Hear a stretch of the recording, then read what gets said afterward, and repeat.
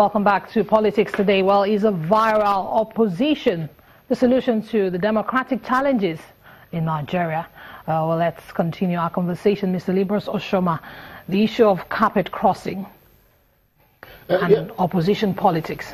Yeah, if you look at the entire constitution, the area where the constitution talks about carpet crossing and vacating offices, it's with regards to the Senate and the House of Rep. For that of the governorship, if you remember, the Supreme Court came to our rescue, the rescue of Nigerians in the case between Amechi and Omehia, when the Supreme Court ruled that the mandate belongs to the party and not the individual. Since it is a notorious fact also here by virtue of our Electoral Act that we don't have individual candidates, we don't have independent candidates. So for you to contest for an office, you must, be sponsored by a political party.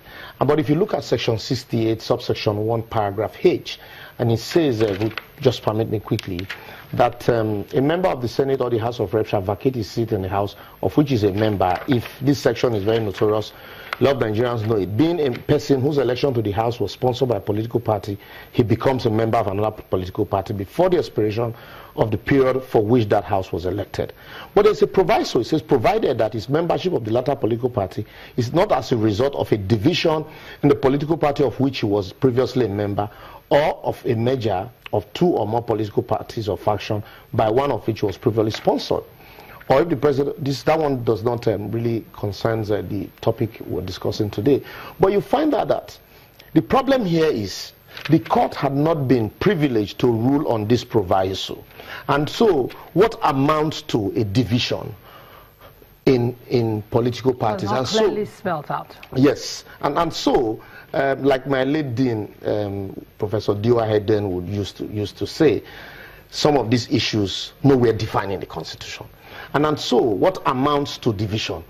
So, if there is a division in the party at your local level, at the local government level, you can use that to say, well, there's a division in the party at my local government level, and so I'm cross-carpeting to the other party. And so we had seen that a lot of politicians had used that, as a basis for defection. For defection to the ruling party. The annoying part, permit me to use that word, is when it was PDP, you saw politicians decamp into PDP. They enjoyed it at that time, and they defended this. Oh, there's a division in that party. They defended the portion, section 68, vociferously.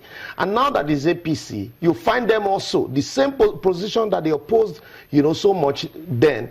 Now they are defending it. If you remember the defection of Senator Danjuma Goje and 11 other senators on the floor of the Senate.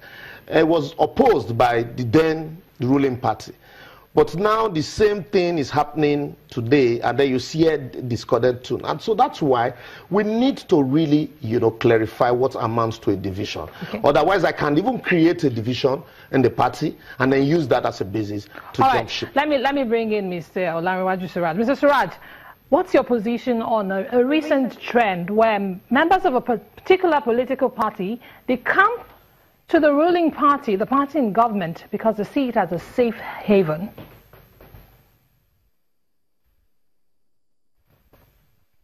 No, I mean, it's simply very straight and clear. I mean, there's really no political party. I said it earlier. They are just political association.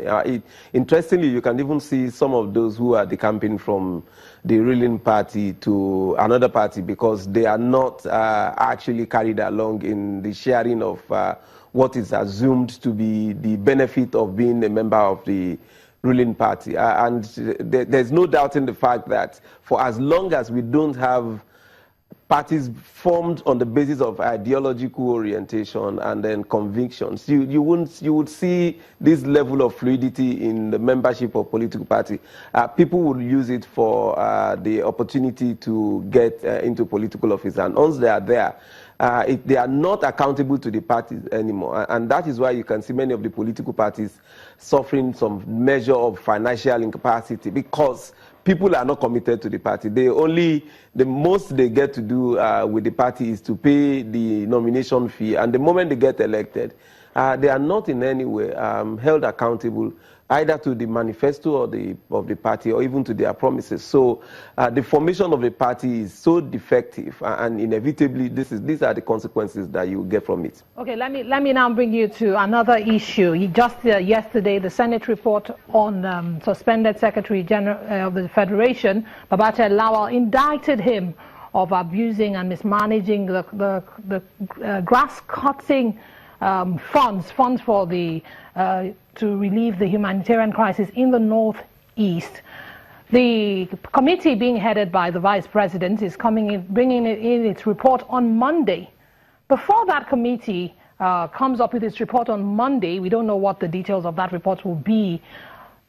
The AGF, Attorney General of the Federation, had already come out with another report earlier on clearing Mr. Babachir Lawal, and he's a member of this present committee. Whatever the case is, depending on what the report from the Vice President's panel is, should Mr. Babachir's punishment of suspension be enough, or should he face prosecution? No, I think we need to actually also give, to some extent, some commendation to the executive for actually rising from his unfortunate position taken by the Attorney General, where the former SGF was cleared by its findings. The fact that Mr. Babachir was suspended by the President, it's established the fact that there is a prima facie case against him on some of those allegations. And I think it's also important that we await the outcome of the committee headed by the Vice President to submit its reports before demands are made for the prosecution. I think the action or even the statement of the Senate committee and also by the extension the Senate itself is a bit prosperous. We should allow that process to continue. Mr. Libros, await the outcome. Mr. Suraj, I beg your pardon now. I'll have to get Mr. Oshoma's thoughts on that matter. You seem to disagree. Completely. I disagree with my friend Suraj. The first question should be, does the Senate have power to investigate Babachir? And if you look at Section 88, subsection 1 and subsection 2, they have absolute powers. Because of time, I won't be able to read that section. And I'll refer Nigerians to that section. They have powers to investigate this, to even expose corruption. And they've asked for discipline. Yes. And so, when you investigate, you make recommendations, because it is not their power to prosecute. The question now is, if they have powers to so do, and does the executive have the powers to now take the job meant for a statutory body, and give it to a committee? Who does that? You have the ICPC, you have the EFCC, you have the Nigerian police. So in other words, you are not What satisfied. I am saying is an offense had been committed. He also used the word, a prima facie case had been established. Who best to investigate the matter if not your statutory security bodies? And so what do you do? The only way you empower, you create strong institutions, is by empowering such institutions to investigate matters like this. Otherwise, you decapitate the institutions when you continue to take away their powers and give to committees because somebody big, quote unquote, is involved. All right, thank you very much, Mr. Libros Oshoma, for joining us on the program, and Mr. Olanrewaju Suraj for joining us from Abuja studios. It's a pleasure. Well, that's our show tonight. Thank you for staying with us. On behalf of the team, I'm Emana Amawe. Bye-bye.